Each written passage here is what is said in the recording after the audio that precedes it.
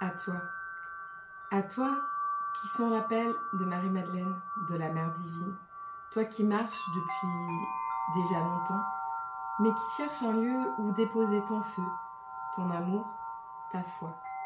Ici, tu es chez toi. Dans ce sanctuaire sonore, je partage des instants de vie, des témoignages, des rituels, des prières et des enseignements nés de mon chemin de prêtresse et de femme médecine, pour nourrir ton service, ton incarnation et ton lien au vivant. Si tu veux aller plus loin, si tu ressens le besoin d'être guidé, inspiré, soutenu dans la durée, je t'invite à t'inscrire à ma newsletter, dont tu trouveras le lien dans la description. C'est là que je partage les transmissions les plus profondes, les dates des cercles, des soins et des nouvelles voies d'initiation. Que Marie-Madeleine te bénisse, que la vie te traverse et que l'allégresse guide tes pas. Bienvenue dans Espace d'Allégresse. Aujourd'hui, je te propose un voyage au cœur du végétal. Un voyage vers l'âme des plantes, leur alchimie invisible et leur appel sacré à être honoré. Je te propose de t'installer confortablement, de respirer et de laisser ton cœur s'ouvrir à la mémoire du vivant. Alors finalement, quand on parle de l'âme des plantes, on parle bien évidemment de cette dimension subtile, vivante, j'ai envie de dire vibrante, de chaque être végétal. Chaque végétal a sa conscience propre, a une fréquence qui dépasse la matière. Et ça, c'est bien connu dans beaucoup de traditions chamaniques, enfin dans toutes les traditions chamaniques même, où finalement on reconnaît en fait l'esprit de ces plantes et on les considère même comme des alliés ou des guides. Donc dans presque toutes les traditions spirituelles, j'ai envie de dire dans toutes les traditions spirituelles, les plantes sont finalement perçues comme des êtres habités d'une âme et connectés au monde invisible. Alors déjà chez les Égyptiens, chaque plante était reliée à une Nedjer, donc une divinité vivante, ou la plupart en tout cas. Donc on peut notamment parler du papyrus qui bien évidemment était lié à Thoth, et puis le lotus à Néfertum ou à Isis, et puis le cèdre à Osiris. Et puis dans la tradition chrétienne, bien évidemment, Hildegarde de Bingen, mystique, femme mystique, Madeleine du XIIe siècle, parlait de la viriditas, la verdeur sacrée, ou la force vitale divine qui est présente dans tout être végétal. Et elle écrivait même que toutes les créatures sont dotées de semences de lumière. Donc, tout comme dans les traditions chamaniques où on dit que tout a une conscience et tout a une âme, le végétal, la terre, les éléments, et que tout ça sont des esprits qui viennent nous aider et nous guider. Nous aussi, dans notre culture finalement chrétienne, on retrouve ces principes-là. Et aujourd'hui, eh bien, même la science commence finalement à effleurer cette réalité grâce aux travaux de nombreux scientifiques, dont Stefano Mancuso, qui est un neurobiologiste végétal et qui montre que les plantes perçoivent, communiquent, réagissent et s'adaptent. Et il en parle donc dans ses ouvrages, donc notamment dans L'intelligence des plantes, qui est sorti en 2013, dans lequel il écrit « Les plantes ont un comportement, une mémoire et même une forme de choix. » Et finalement, ça rejoint ce que les alchimistes savaient déjà. Chaque plante porte en elle une essence invisible, une âme subtile qu'on appelle l'esprit de la plante ou l'âme de la plante. Et finalement, dans la tradition alchimique spagyrique, on séparait le corps, l'âme et l'esprit de la plante pour ensuite les réunir à nouveau dans un élixir transmutateur. Alors finalement, c'est quoi un petit peu le lien entre les plantes et l'alchimie? Finalement, l'âme de la plante, comme notre âme à nous, fait le lien entre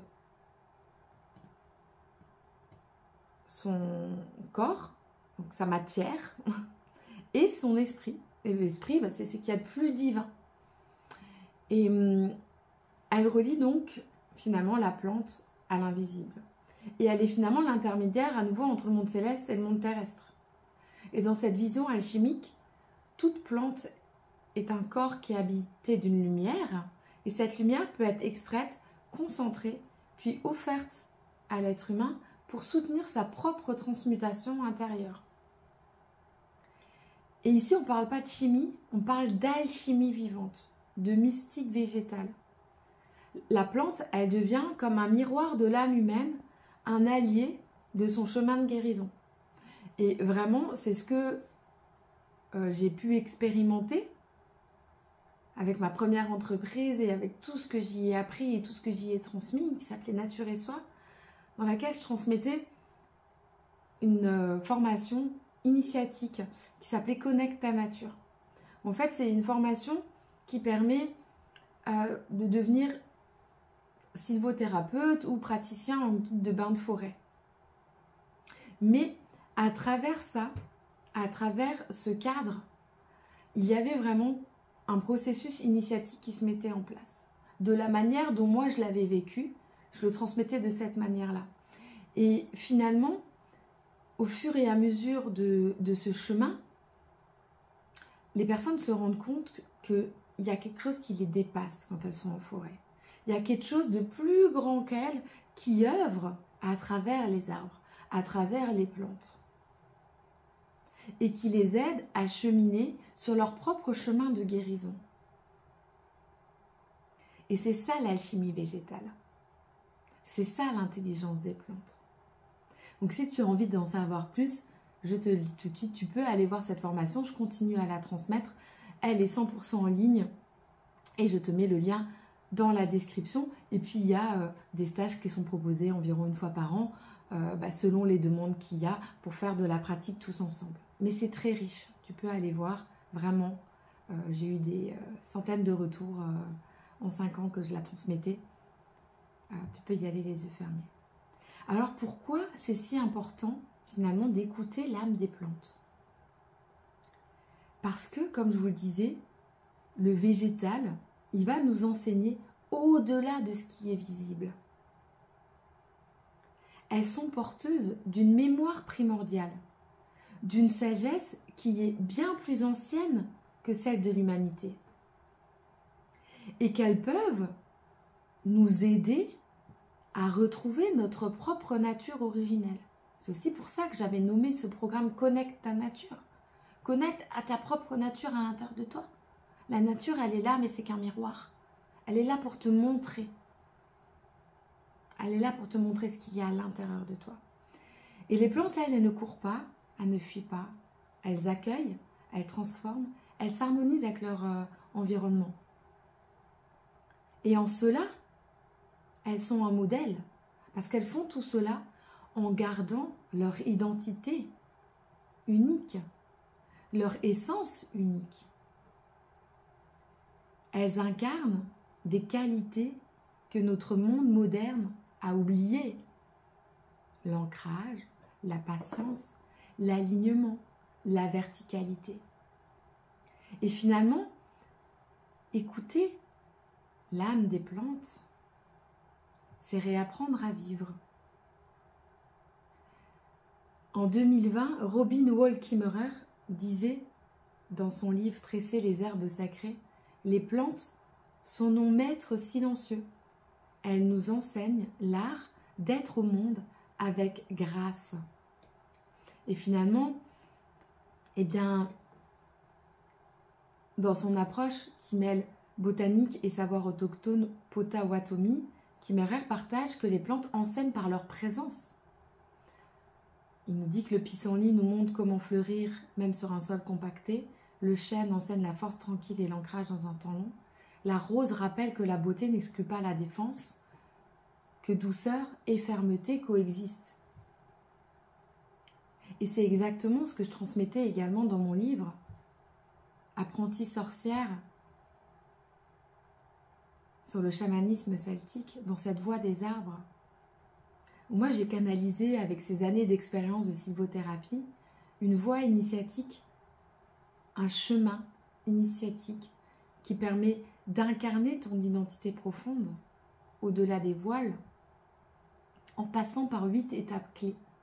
Et chacune de ces étapes clés est représentée par un arbre. Et l'esprit de cet arbre te guide,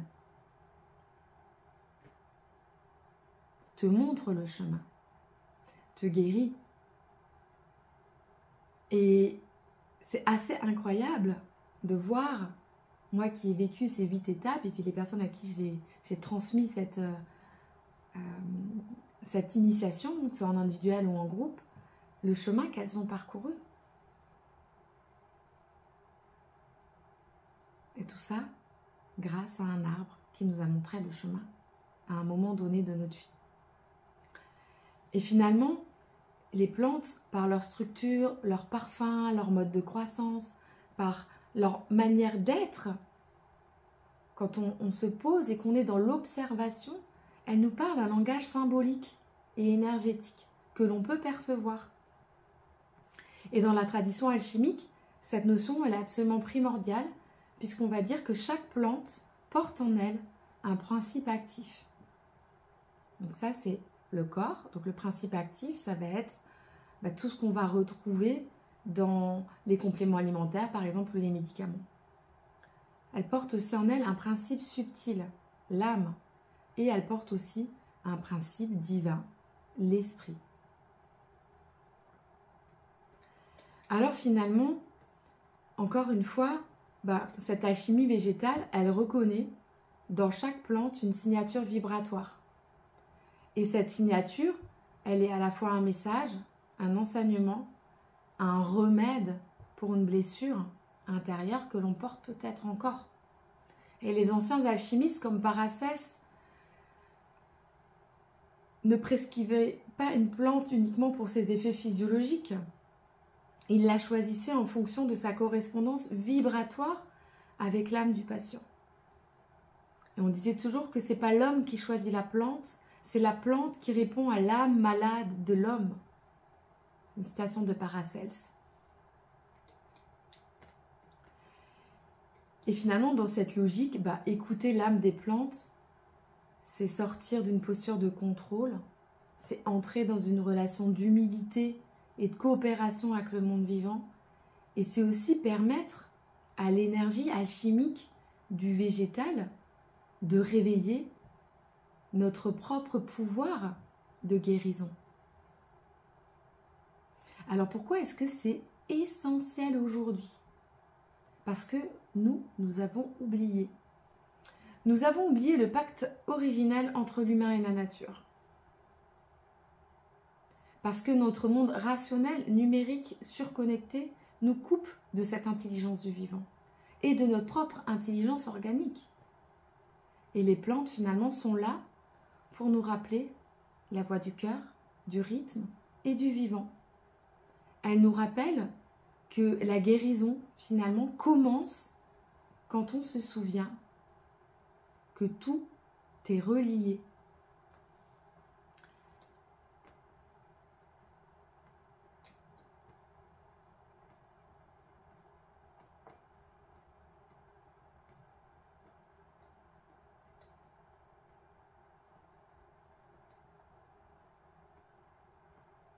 Alors,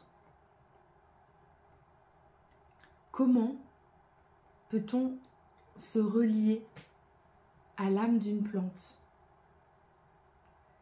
Se relier à l'âme d'une plante, ce n'est pas une technique. C'est une disposition intérieure. C'est un état d'être. Un retour à la simplicité sacrée, celle de la présence. On ne prend pas une plante. On l'écoute. On s'approche d'elle avec respect, comme on s'approche d'un être vivant, porteur de mystère et de sagesse. La première étape, bien évidemment, c'est de créer un espace sacré. Et cet espace sacré, on le crée à l'intérieur de soi. La première étape, c'est de s'arrêter, de quitter l'agitation du mental et de rentrer dans le champ du cœur. Et finalement, dans toutes les cultures sacrées, on entre en relation avec une plante à travers un rituel d'ouverture. Et ça peut être des choses simples. Une respiration consciente, un chant, une offrande, un silence. Et dans le chamanisme amazonien, on parle de dieta. On entre en lien avec une plante, non pas en la consommant simplement, mais en vivant avec elle, en l'écoutant en rêve, en vision et en ressenti.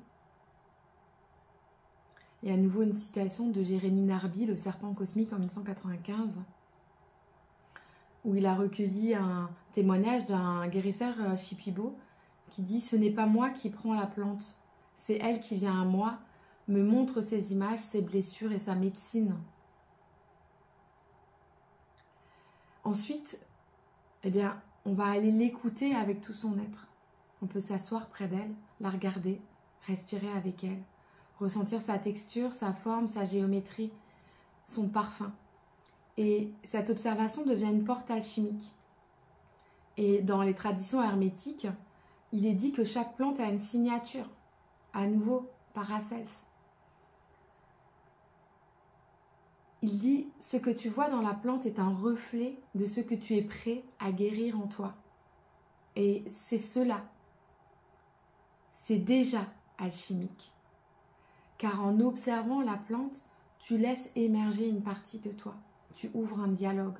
Tu permets à quelque chose de l'âme végétale de venir activer une mémoire enfuie.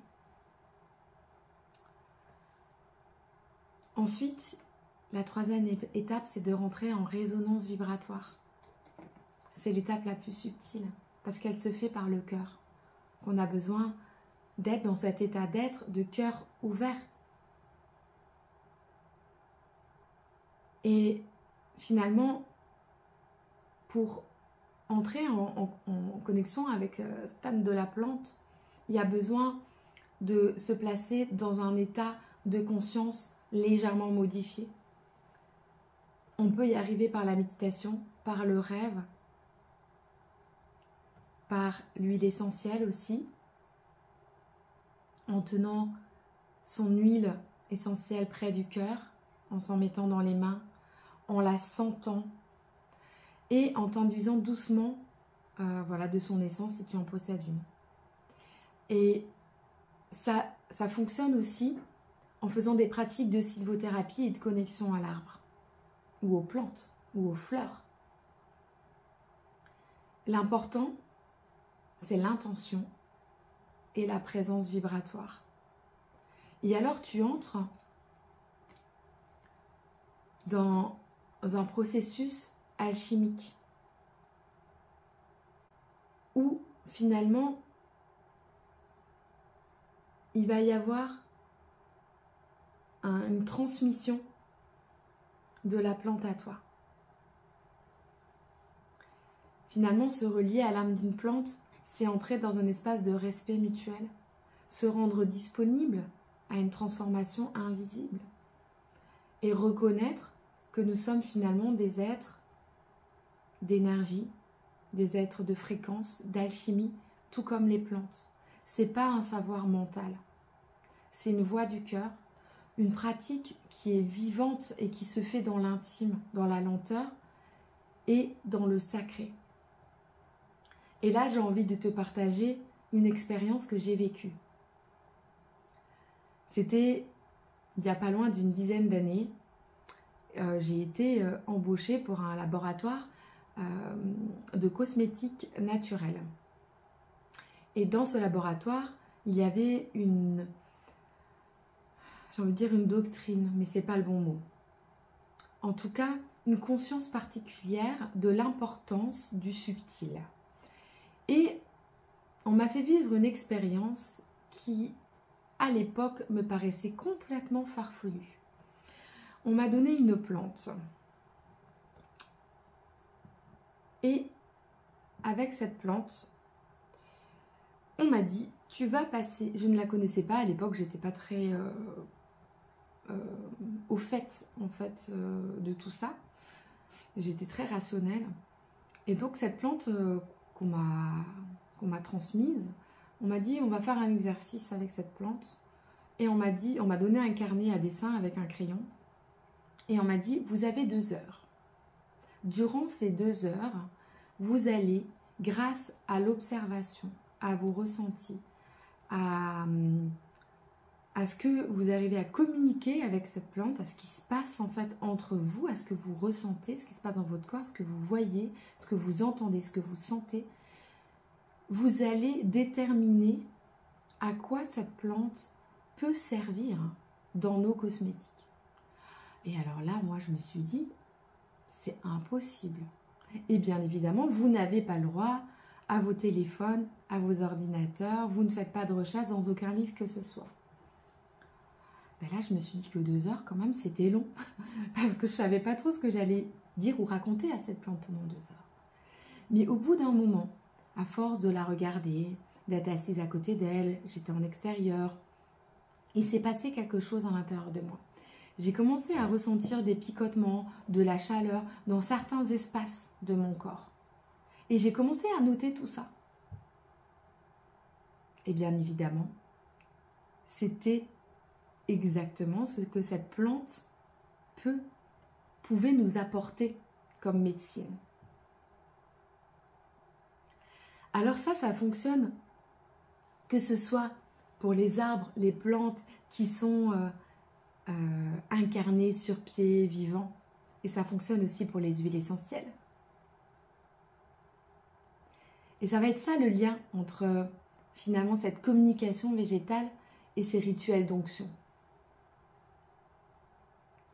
C'est d'avoir cette capacité à être dans une présence, une qualité de présence qui permet de percevoir le message de la plante et aussi de percevoir, si je suis dans la sylvothérapie, vers quel arbre je vais emmener mon client, et si je suis dans un rituel d'onction, de quelle huile et huile essentielle a besoin la personne qui vient me voir, dans quel passage elle est et quelle plante peut l'accompagner. Alors, si cet épisode de podcast vous a plu, je vous invite à vous abonner à ce podcast. Je vous mets aussi en description les liens si vous avez envie d'aller plus loin dans la communication végétale, dans l'approche des arbres. Et c'est tout à fait complémentaire avec le chemin de Mirophore. Il y a la formation, la transmission initiatique Connect ta nature qui amène vraiment à ça, à cette connexion avec les arbres. Et il y a aussi, bien évidemment, le programme Mirophore, dont j'ai déjà parlé dans l'épisode précédent. Donc je vous invite soit à aller réécouter l'épisode, soit à aller tout simplement cliquer sur le lien et aller voir en fait le contenu du programme. C'est un programme, encore une fois, qui est très riche. À très bientôt. Que la rose te guide. À très bientôt dans Espace d'Allégresse. Merci d'avoir cheminé avec moi dans Espace d'Allégresse. Si cet épisode a touché ton cœur, soutiens ce podcast en le partageant autour de toi, sur tes réseaux, dans tes cercles, avec les femmes que tu sens appelées. Tu peux aussi t'abonner pour ne rien manquer des prochaines transmissions. Chaque partage est ici une offrande qui permet à l'allégresse de se répandre, à la voix des prêtresses de se faire entendre à nouveau.